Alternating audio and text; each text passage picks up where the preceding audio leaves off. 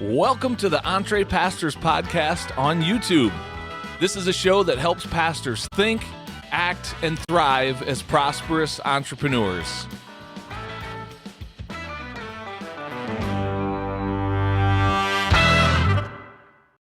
Well, hey, what's up? Welcome to the EntrePastors podcast on YouTube. Introduce myself real quick to you. My name is Jon Sanders. I'm one of the co-hosts of the show.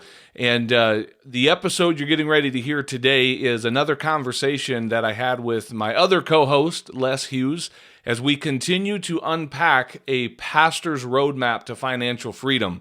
This is a little bit of a mini series that we're doing here in our podcast season, if you will. And I would encourage you, if you've missed the first 3 episodes of this, go back 3 episodes and listen to them in order because they build on each other. Our goal is to put in your hands a roadmap that is built specifically for you, pastor, that you can follow and end up in a place of financial freedom and financial margin in your life. We believe that if we help you in the area of your mindset, if we can help you take a strong assessment of who you are and how God has created you to be, if we can help you choose a pathway that really fits who you are, and then today, the fourth element of that, if we can help you build a strategy to move forward, we think that we really can move you down a pathway toward financial freedom and margin in your life. So today, we're going to talk about why strategy matters. Why is it necessary to have a plan and to have a strategy to move us forward? So without any further ado, let me get to this interview that Les and I did together, and we're going to be talking about strategy, why it's important, why it matters. Hope you enjoy it. Check this out. Well, hey, this episode, we are in episode number 51. Let's get down to work here. We're going to talk about almost a month ago now, we rolled out our pastor's roadmap to financial freedom. And we've been spending a few weeks just kind of talking about the why behind each of the modules. We've got 4 modules inside of that course. It's mindset, assessment, pathways. And this week, we're going to cover the 4th one, strategy. And we really just want to answer the question, why is strategy so important? Why did we dedicate an entire module in this pastor's roadmap to financial freedom to strategy? So I'll let you answer first, Les, and take your first shot at it. But before we do, let me just kind of give an overview. So a pastor's roadmap to financial freedom, the first module is mindset. So we really help pastors overcome some limiting beliefs around money and permission that they may or may not have to do something entrepreneurial in the world. Then we get into some assessment stuff like looking inward, how has God shaped me and wired me to serve him and others? And from that, then we're going to help them choose a pathway. And so there's a whole module where we outline some different pathways that they can take based upon how they, assess themselves and, how they answered some of those questions that we took them through in the assessment part. We're going to set them down a pathway to that eventual place of having financial freedom by developing, one or multiple streams of revenue. But there's one more really important piece, and it's strategy. Like, we can't just send them half-cocked running down the road. We've got to give them a strategy to follow, and we think it's important. So, Les, I'll ask you to share the first reason. Like, why is it so important to have a strategy as we approach this roadmap to financial freedom? Well, in your description, you actually kind of gave a clue, and that is that all the best ideas in the world, if they're not done, they just stay ideas, right? So all these wonderful ideas that visionaries have, and many people that we're talking with are leaders, they're starters, they got great ideas, they're visionaries. They love to say, hey, there's the hill we want to take. Now team, let's all get together and do our thing, and let's go take that hill. But they don't have really, sometimes they don't have any clue of what the individual steps are to get there. And that's why we need a strategy. So those great ideas on their own don't produce great results. Not just the ideas, it's the actions and the habits and the strategy that actually makes those ideas get fleshed out into results. Yeah, that's good. I've heard it said before, Les, that a vision without a plan is nothing more than wishful thinking. A vision without a plan is nothing more than wishful thinking. And can I make a confession at this point, Les? Can I confess something? Like I said, no, it's just us, man. All right, no one's Yeah. listening. Fine, I'll say No. something. And honestly, this probably it will resonate with some other pastors out there. Yeah, I for can think sure. back to my years in pastoral ministry where many times I had a vision for some things, both within the church world and even in my own life, that where there's kind of that intersection of potential to earn some income or do some extra things. And I would talk to my wife often about my big ideas of making that stuff happen. And yet without strategy, it was nothing more than that. It was just big ideas. And I remember uh, several times over the course of those years where she would kind of let me know, hey, I've heard enough of your big ideas. It's time to produce. And so in more recent years, as I've truly kind of kicked things into gear on my EntrePastor journey, I came to that realization that there's got to be some real action behind this and a strategy, a plan to go, to help me go from where I am now to where I want to be. Otherwise, it is just wishful thinking, and you really can frustrate some of the closest people around you if all you ever do is talk about where you're heading someday, some way, somehow, maybe. Yeah. So that strategy kind of helps turn that vision into results being produced. So I don't know, maybe I'm the only one that's invented that problem, but I have a feeling I'm not. No, not at all. And as a matter of fact, in any endeavor, it just almost always goes better if there's a plan. If it's if it's a trip, like the analogy or the metaphor that we're using, we just do better with a map. Now, that doesn't mean, John, that there won't be things come up sometimes that just like a literal trip, there could be car accidents, detours, road construction, but that map at least gives us a baseline, a foundation to build upon. If it's a building, it's a blueprint. If it's an army, there's a battle plan. And there's a long time spent on battle plan before they ever go to execute. So action is good. We encourage action. We've talked before about how many things that we do just to take action and, aim ready, or a fire ready aim kind of thing. But it's even better to have a strategy and have a plan as you start. Yep, 100%. The next reason that I would give to that is that having a strategy gives us that step-by-step plan. Like that's what a strategy is. It is the action plan, so to speak. And that's very helpful because otherwise we're just sitting back going, I see the mountaintop, but I don't know how to get there. So strategy is where we start to really list and create that list of, okay, step one, do this. Step two, do this. And by the way, not everything is always in sequential order. Sometimes there's things you must do this before you can do that. And other times it's like, it really doesn't matter what you do first, but you still need to do something first because you can't do all of it first. So there's got to be kind of that step-by-step process. And that's where strategy comes to play. It kind of gives us that checklist. Les, I don't know about you. I'm definitely more of a visionary than an integrator, if we're using those terms, but I still do well when I have a checklist. Like I can dream about the big picture, but once I can start really putting it down into a list of, okay, do this, then this, then this, it's very helpful for me. So that's another reason that I would say it's helpful and important to have strategy. I can remember when I first started out with my at least official entrepreneurial, ventures. I've kind of always had that bent. I just didn't know what it was when I was younger. Now that I recognize what it is, I can remember going specifically to one coach that I really respect a lot. And he was talking about people that he would coach, but that really wouldn't do what he suggested. That wasn't my problem. I just needed to know what it was I needed to do it. And I jumped at that and I said, I guarantee you one thing, this is what I'm looking for. This is what I like to accomplish. I dare you to give me 5 things to do because I will flat do them. And I did, and they worked. So I think it's real valuable to recognize where you need that input.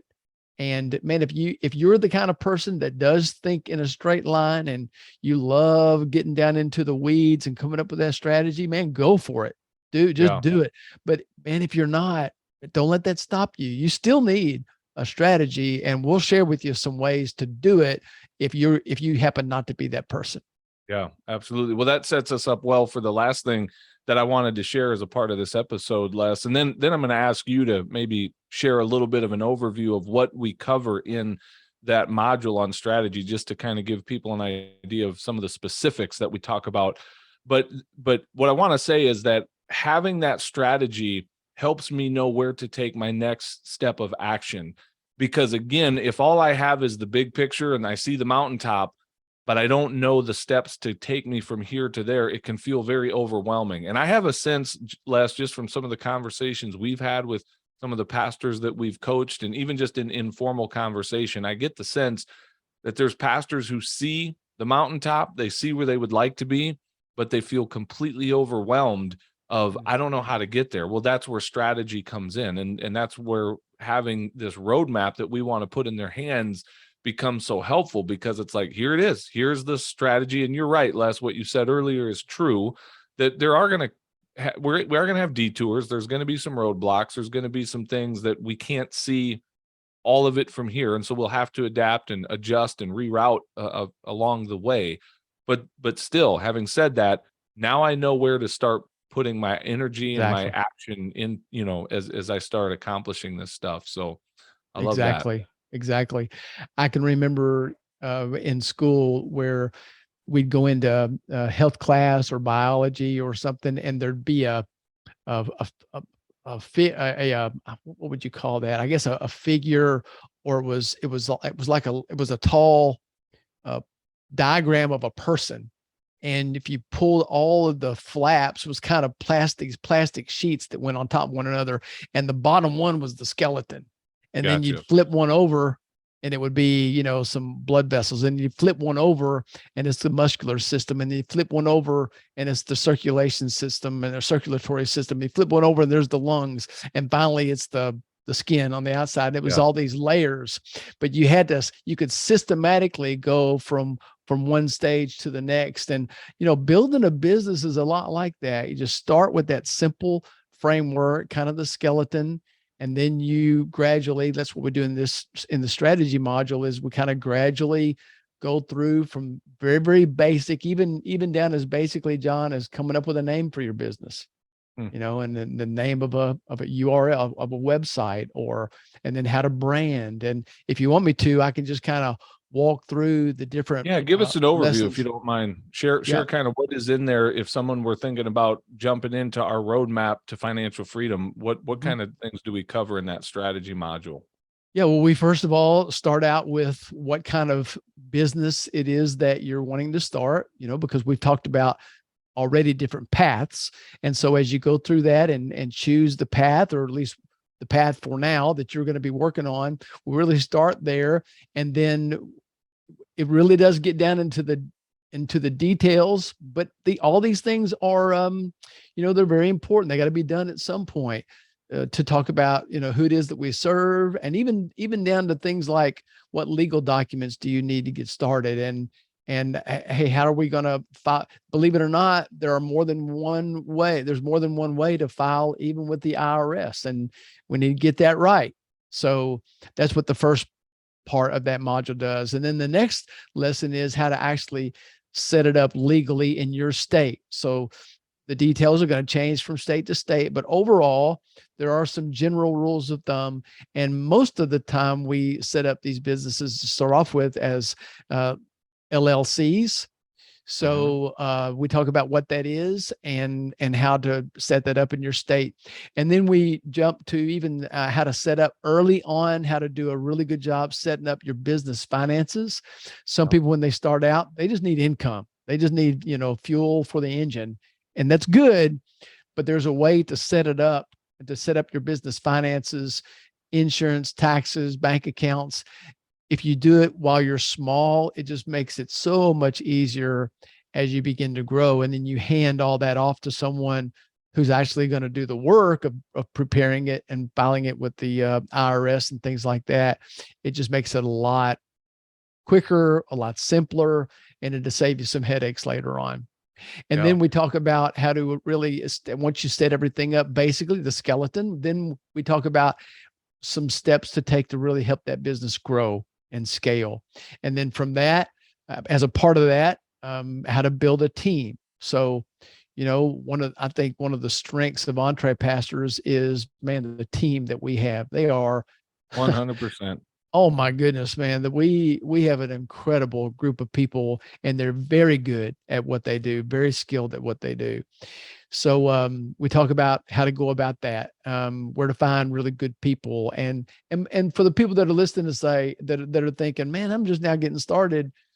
I can't have a staff. We're not talking about bringing on a full-time group of W-2 staff that have benefits out there. In our world, there are a lot of creative ways to build a very, very good, solid team. And then finally, Jon, kind of this is part of it, but it's almost a bonus. And that is, we actually go through how to come up with a no-brainer offer, one of those for whatever kind of product or service it is, an offer that is so good and so appealing that a person would feel stupid to turn it down. And so that's the last part. And it's such helpful stuff. And again, it's those types of things that often either hold people back from even getting started because it just feels so overwhelming, like we said earlier, or something else that came to mind, Les, as you were unpacking that. A lot of small businesses and small business owners get themselves in some serious trouble by not doing some of those things you talked about, by not giving attention to some of those things. They just run right down the road, starting to serve people in their various business. But because they did not have a strategy and really set themselves up well, they make a mess of things, a big mess of things, and it can really create problems further down the road for them. So that's some really practical stuff that we cover there. So Les, before we sign off, well, first of all, a couple things I want to cover before we wrap this up. In the backstage episode, or the backstage portion of this episode, you mentioned our team at EntrePastors. And I think what I'd like to do to go a little deeper into this conversation on strategy is just peel back the curtain a little bit and share with people how you and I are handling the strategy of EntrePastors. Like, we want to lead very transparently in our business.